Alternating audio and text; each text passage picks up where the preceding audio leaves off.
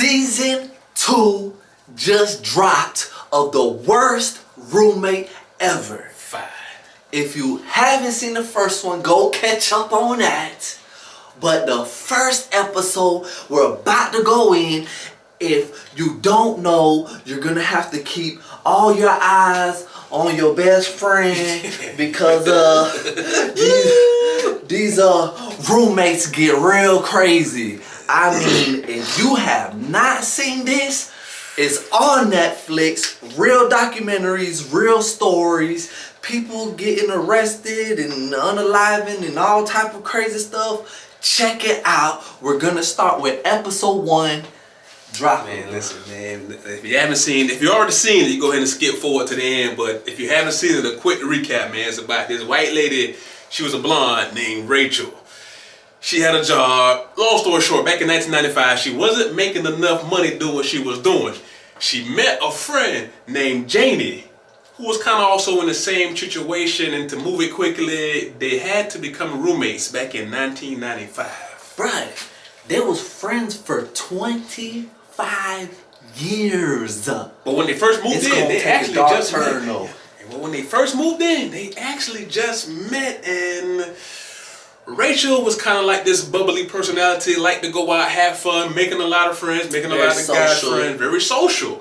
The other chick, Janie, was the complete opposite, very quiet, stayed to herself, reserved, and whatnot. So they finally moved in together for certain reasons, and they start interviewing some of the friends and sister of Rachel, the bubbly one, and they came out and said the chick Janie always seemed to be very possessive and very jealous of Rachel and her friends and her lifestyle, and for some reason Rachel never seen it. Like, she started doing some real creep ass shit. Like, particularly one night she had a dude come over to hang with, chill with, and the chick Janie like went to the bottom of the stairs, was like, hey, y'all got the TV too loud and all type of stuff like that, and just embarrassing her and telling her like, the reason why I try to run your friends off is because I actually care about you and I'm so afraid to lose you.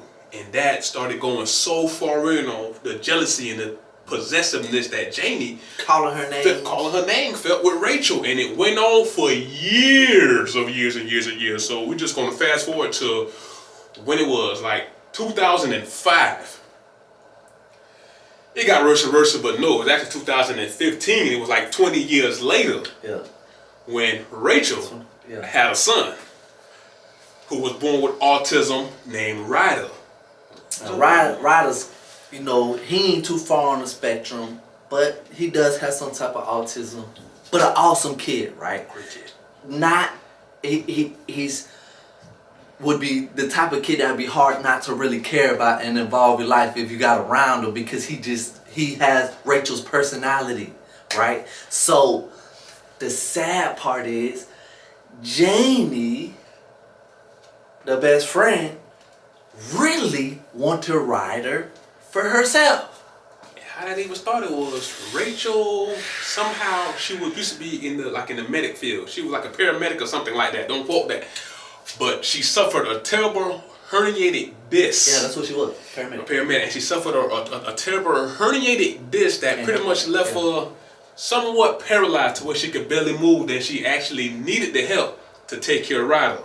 So I think she actually moved out for a while, but then she actually came back to stay with Janie because Janie helped her take care of Ryder because she was like damn near bedridden. You know what I'm saying? Yeah. Couldn't move, couldn't do nothing. So Janie stepped up as a great friend, in my opinion, and taking care of Rachel and Ryder. Yeah. Both of them in the house, but stuff started getting a little bit more sicker and sicker because and they figured out a way for Janie to get paid for taking care of Ryder, like on some respite type stuff, to where she was getting paid for it. So that was even some more income for her. Because they get so much money for him being autistic and everything, somehow the life insurance policy, they were able to claim Janie on it as well.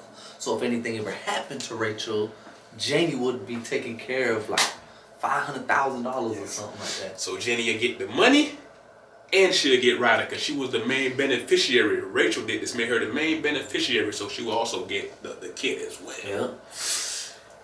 And she started volunteering, doing more and more. And when Rachel started feeling like something was wrong, Janie was volunteering at Ryder's school. And long story short, she started making everybody think Ryder was her child. Yeah. And Janie was like, no, you're not his parent. I'm his parent. And somehow the baby father, she just said he just opted out. Like, he just wasn't in the picture at all. I don't know what happened to him. But Janie started acting like she was Ryder's mom. And Rachel was like, no, why are you doing that? You're not his parent. I'm his mom, and that's that. Then they start getting into verbal disputes about what Ryder can do and cannot do, until one dispute went so far to where Rachel told Janie, I'm his mother, and I'm telling you he cannot do that, and that's that. That's when Janie was like, all right. Well, June 20th, 2018, Rachel received a letter in the mail. Guess what the letter was? What was it? Janie was suing Rachel for Ryder, her own child. That's crazy. That's mind-blowing. Basically trying to say that she can't be capable of taking care of this child. He needs more help, and you can't even take care of yourself, so I'm more responsible. I should be accountable for this kid. Let him be mine. Simple as that. She told the police officers and the whoever she had to tell, she told them people, this lady is on drugs. She's addicted to the drugs she's taking and all type of stuff to paint a terribly bad picture of Rachel. Then the police, whatever, went and talked to Rachel herself, and they was like, hold on, everything that she painted about you is not true. Like, why are you trying to, the hell? So, Rachel confronted Janie like, what's going on? Why are you trying to take my child? She said, no, I just actually care about you so much, and I'm afraid to lose y'all. And she keep using that same excuse over and over. And Rachel, being so airheaded, kept going with it. You know what I'm saying? So all that pretty much got washed. And Rachel sticks up for her the whole time. Telling her friends, telling the officers, telling police, telling judges, everybody. telling lawyers. She just really cares about me. She just really cared about me. And it got so bad that the outside people, their friends, was thinking, are y'all like lovers? Y'all been staying together for over 20 years. Taking care of the child together. Are y'all there? But they was never lovers. So Rachel and Janie both say, you know what I'm saying? But this is when shit started to get real. So when she made the attempt to legally get him and it just didn't work, the only way that she'll be able to get this kid is if Rachel was out the picture. Yeah. So speed it up. Rachel was hurt. She got surgery on her back to where she needed help taking her medicines, rub ointment on her back, and this is where the first crazy part began. So because of this, she needed Janie to help take care of her, and Janie was like, yes, please, let me do everything. She's trying to, she felt like her surgery, the tissue that was still open, she was rubbing too much for some reason. And she ended up having to go to the hospital because she had MRSA.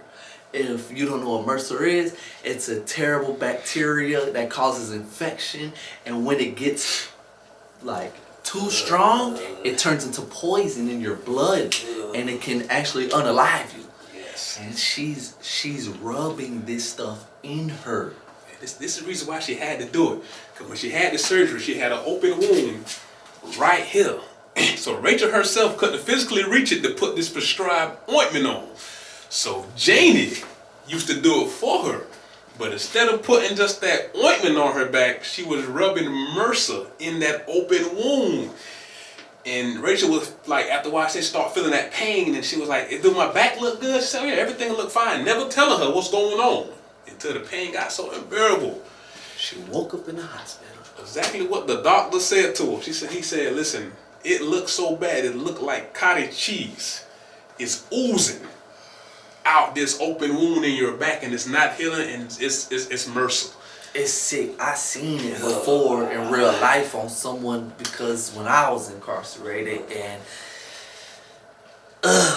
it's disgusting. It's nasty. It stays an open wound. It grows bigger as an open wound, so you could imagine. Terrible. So like Janie out there in the hallway, so-called being there for her every day in the hospital. Rachel thinking Janie is there for her support, but the whole time Janie is there is hoping that she just unalive. Because even the sister of Rachel was like, hey, Janie is in the hallway And she's not acting right. Like, she acting like she's hoping you just pass away. Rachel like, no. She really cares about me. So that was the first attempt at her life, is with the MRSA. I think she tried that twice. So Rachel ends up surviving, comes home. They used to like to watch murder mysteries. Well, one of the mysteries was a woman.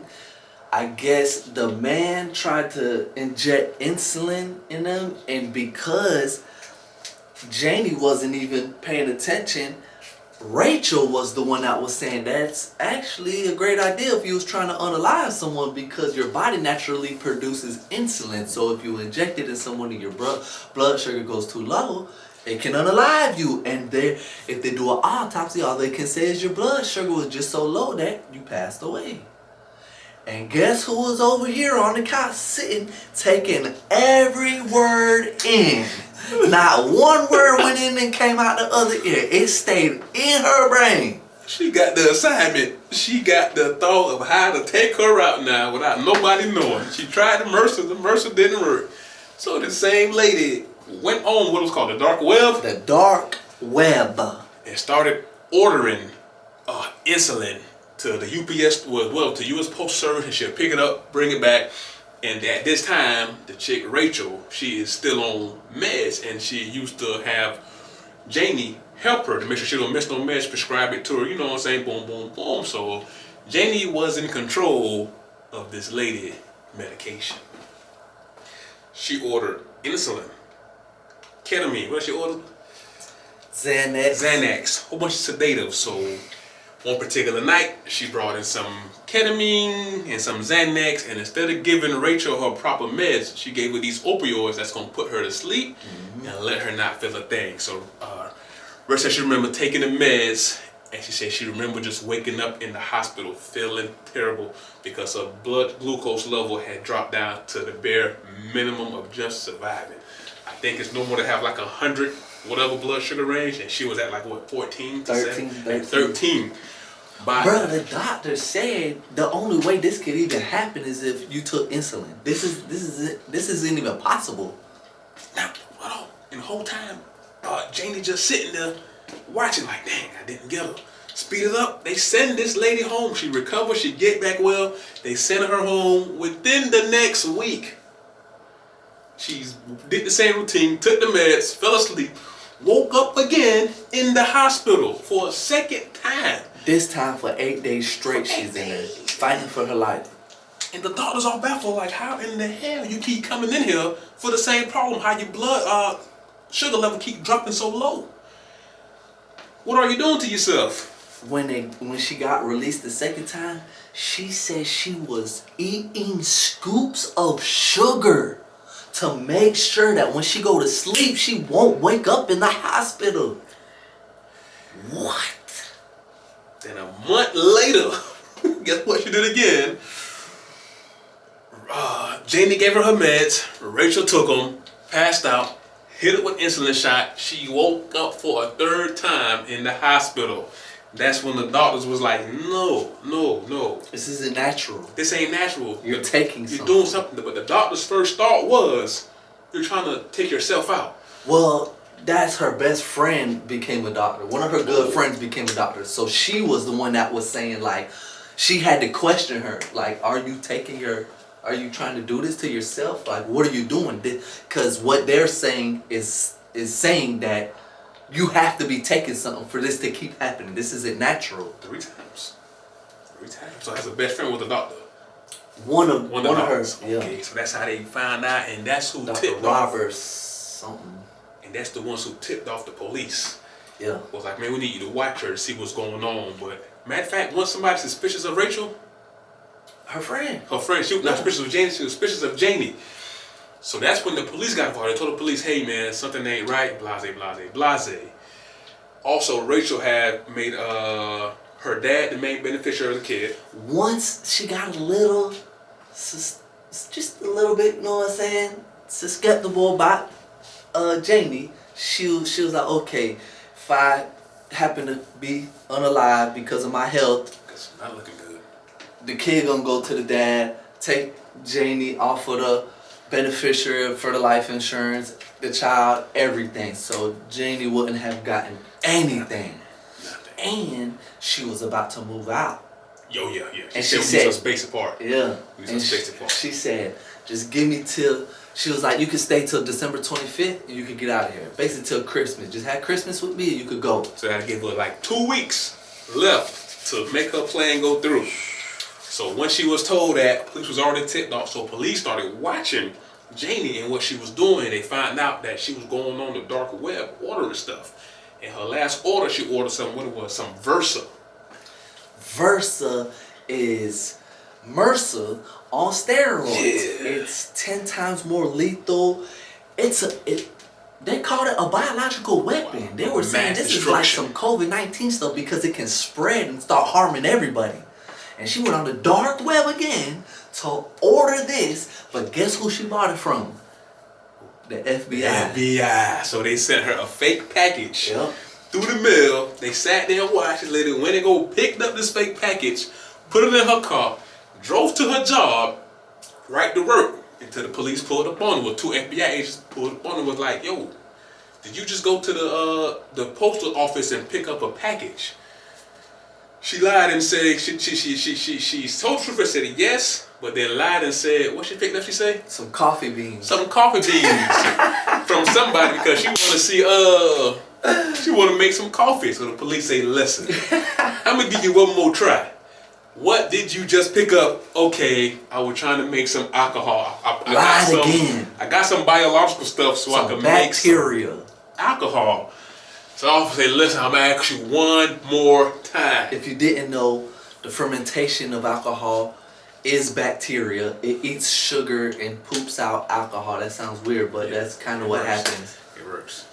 This is how you make wine, beer, all that stuff. So I'm gonna ask you one more time, what did you just pick up from the package? She said, okay, I picked up some biological bacteria stuff because I wanted to do a study on it like a scientist. An experiment. She said she wanted to do an experiment because her roommate Rachel just survived a MRSA attack and she just wanted to experiment with it. Can she make a cure for it? Type of ordeal. So they was like, all right, so they're like, okay, we got you now. Because you ordered from us, and they also got her order history, which was, like I said, ketamine, insulin, MRSA in the past, and all this other crazy stuff that she needed and was using on her friend to take her out. And this is what's crazy. The police apprehended her, took her in. The police went back to Rachel to ask Rachel some questions. It was like, hey. This is mind-blowing, by the way. Is your friend a scientist? She's like, no. Why she's ordering MRSA's and insulin? I don't know. She would never try to harm me, so go ahead. No, they didn't ask her about the insulin. They were like, hey, does your friend do science experiments? No. This kept asking her questions about dealing with bacteria and stuff. She's like, no, what's going on? Am I in trouble? Is my son in trouble? They're telling her like, no, none of y'all are in trouble. Is Janie in trouble? Yes, Janie's in trouble. For what? What did she do? She would never do anything on purpose illegal. I mean, sticking up for this girl the whole time. The whole time. And then the police was like, listen, she bought this off of a dark web and told her what it was and told her this is actually labeled a biological weapon of mass destruction because she ordered it from another country to come over here. So the FBI had to get on top of this, right? So they were saying like, that's not the only thing we have that she bought. And then Rachel was like, did she buy insulin? And that was when the police was like, what do you know about her buying insulin off of this? And she was like, I kept going to the hospital and this is when the truth came out. Well, they searched the apartment. They found an actual insulin needle with Rachel's DNA on it. Being pulped. And that's what blew the whole case open. It blew the whole case open. She got locked up. What charges she got charged with? Bruh, this lady was arrested for aggravated abuse of a vulnerable adult. That was the first one. Attempted aggravated abuse of a vulnerable adult. And attempted acquisition of a biological weapon. That was her 3 charges. She pled guilty to 2 of them. 2 of them are BS to me. BS charges. So, and she had 5 different attempts at this woman's life. Unalive her, bruh. And she was sentenced to 1 year minimum, 20-year maximum. I ain't gonna believe how much time she did. 25 months. She did 25 months and got out. And before she somehow do it parole, a white woman, for some reason, she's a white woman, and was able to go to parole after 25 months, and they released her back into society. She was on the phone in jail and told somebody. She told them, she already knew, she said, oh, they're gonna let me out, like it's no big deal. And pretty much explained why they're gonna let her out, because she's a white woman. Then told the person on the phone, I'm getting a writer. He belonged with me. She's trying to get the child. Like when you call from jail, when you call from prison, every word is recorded. So they heard it. They got her recording, talking to someone that she wants Rachel's child still. That's mind blowing. If Netflix got the recording, we know the FBI police got the recording. That's crazy. So she pretty much telling him in so many words, I'm not done yet. I'm going to get this child. And that just happened in the year 2022, and she's free right now. How did she not get charged with 5 attempted unaliving charges? Yes. Right? 5 attempted. How? She tried to delete this lady 5 times with MRSA, Versa, and insulin 3 times. That's 5 separate deletings. Bruh, legend has it, Janie's out looking for another best friend. Post a picture. Make sure you post a picture of this lady. Y'all, if you see her, stay the hell away from this lady. Yeah, so the moral of the story is, if you're a white woman, you got a chance of getting off with attempted unaliving. Watch your best friend, especially the white ones. Watch your roommates. Trying to say, he good, cause she was white with a brunette. So I dog Rocky here. Watch your roommates, and if you haven't watched this series yet, watch it, man. Tune in. You got to. Yeah. That's just episode 1 of season 2. Every episode is a different roommate story, real life stories. Go watch them, man. They got the actual people. Her dad's on there, Ryder's on there, Rachel's on there, her friends are on there talking about like the relationship. These real actual stories, man. It's gas. I give it a thumbs up for myself for sure. A full-on thumbs up. Heck yeah. And that was just season 2. Episode 1 is hot right now, like #1 TV show on Netflix. Once again, Netflix do not sponsor us, but y'all can. But moral of the story, bruh, this lady was best friends with her for 25 years. You never know what someone else is thinking. You never know. Be safe. No recidivism. Honest opinion. One last question. You think she really wanted the money, or did she just really want it right? I think she wanted both. Bro. Because you heard she was finna take her off of the life insurance. Yeah. And then that was when she was like, hey, you can leave December 25th. And then it was going down.